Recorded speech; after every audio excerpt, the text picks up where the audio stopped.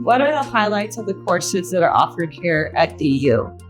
And we offer some of industry most demanding course called the MBSE, which means Model-Based System Engineer. In this course, you will learn how to use Camille software from requirement gathering to architecture design to component development to validation, verification, and until user acceptance and go to the production, right?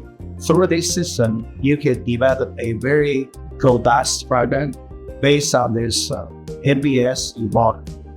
It is solid, it's consistent, and really help you to avoid lots of defects. And in addition to that, we have another course called the Complex System Architecture. So in this course, you will learn the system architecture design that can be applied not only for system engineering, but can be utilized for software architecture, hardware architecture, aerospace, and biomedical, electronic vehicle. You can apply to that too.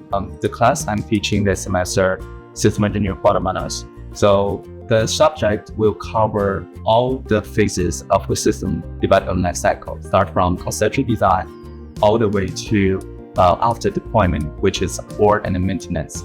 So which just give the student an idea that what you need to do during the entire system development lifecycle during different phases.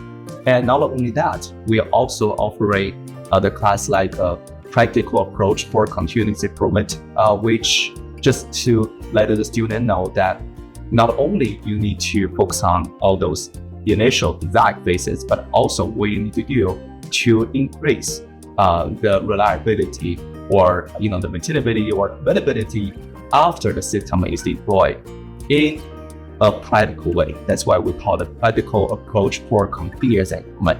And another thing is system engineering is all about, a big part of system engineering is all about decision making, right?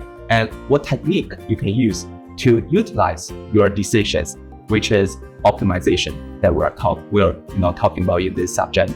So we're trying to equip the student not only with the fundamental of the theory, but the techniques that they can use in the real world.